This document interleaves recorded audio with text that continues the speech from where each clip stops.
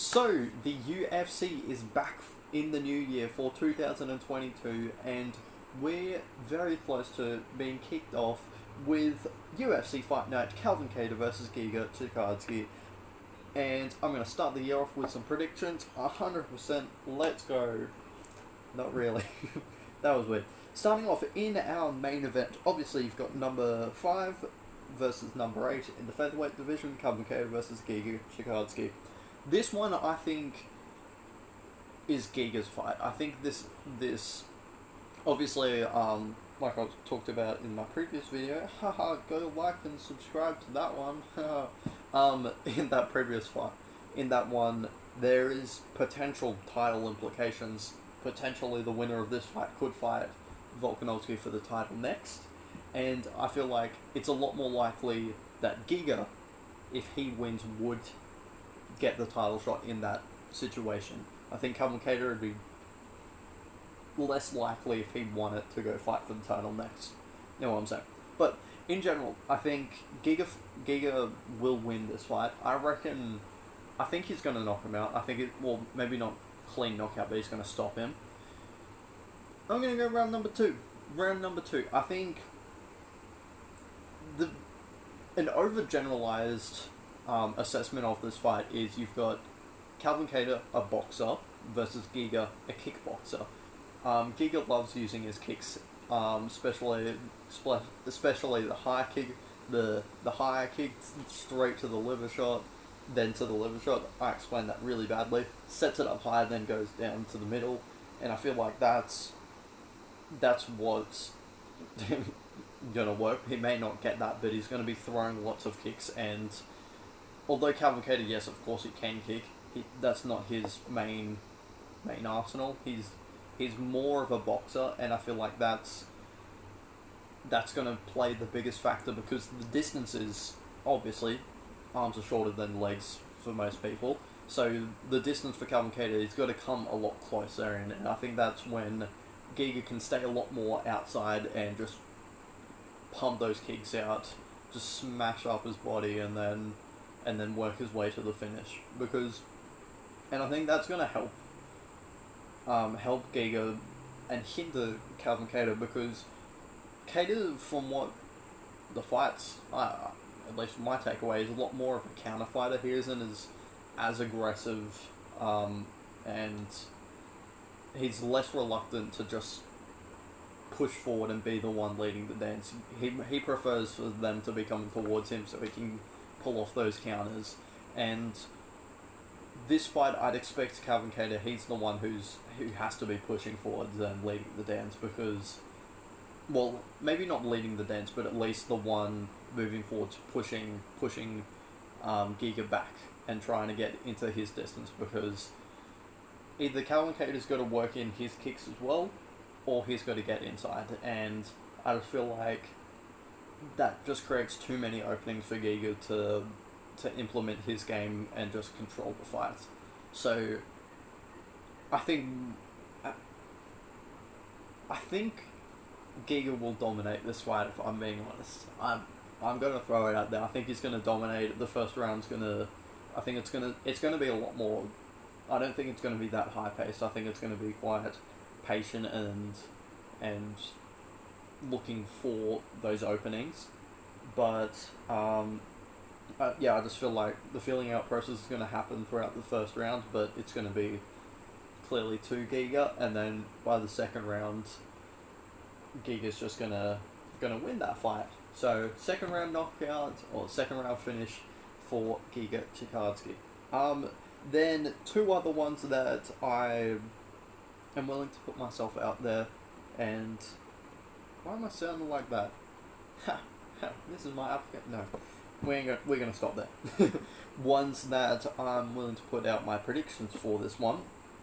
First of all, one of the heavyweight bouts, the second one on the main card, Jake Collier versus Chase Sherman.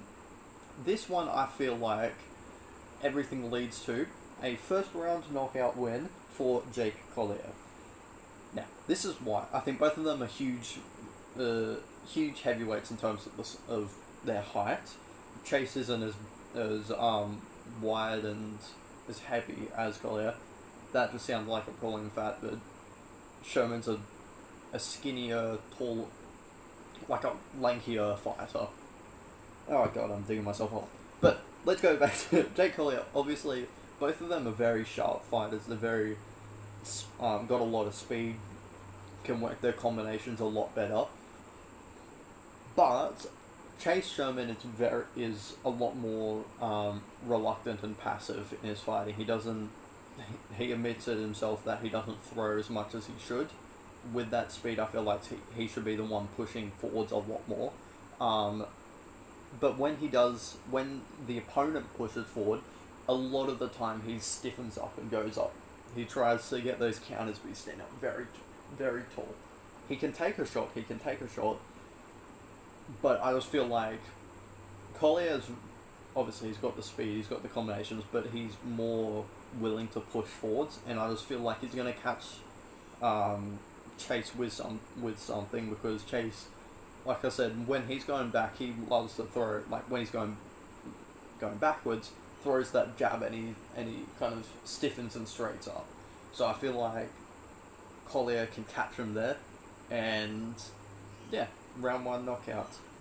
Next one that I'm also predicting as well, we've got number 5 versus number 7 in the featherweights. We've got Brandon Royval and, I'm going to butcher your name, Rogério Bontorin. I'm sorry because you're definitely going to be watching this and hear this. I apologize for butchering your name. But it's not making up to you, because I think Brandon Royval will win this fight. I'll just call him number 7. Oh god, what a start.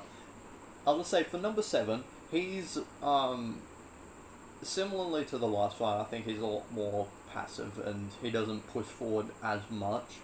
But when he does attack, he's a thick featherweight. Flyweight. Sorry, he's a thick flyweight, and he looks like he can crack. He looks like that, and I think that's how he likes to fight on the feet, because a lot of the time he's looking for that one big shot, and I just feel like he needs the fight to be a lot slower to pick his one big shot. Actually, no, that's kind of counterintuitive. Doesn't really matter. I think he prefers a slower fight, is what I should be saying. He prefers a slower fight where where the timing can be a lot more relaxed. Someone's going to be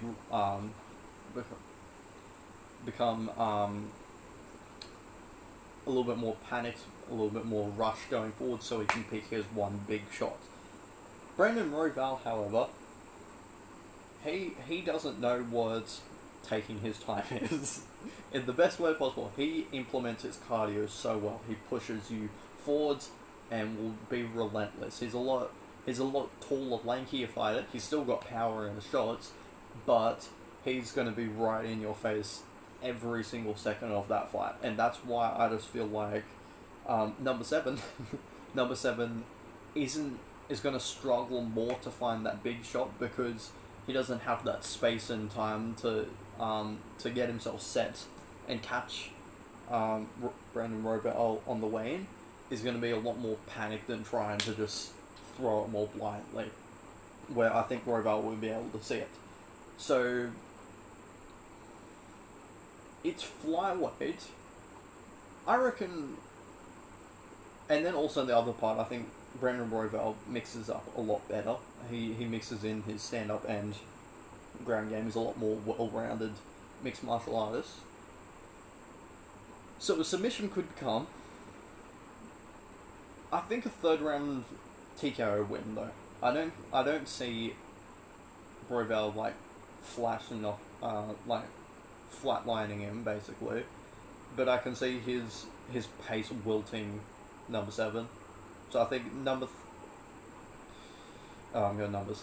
Round 3 finish TKO for Brandon Royval, and then other ones I'll just watch. I'll just tune in.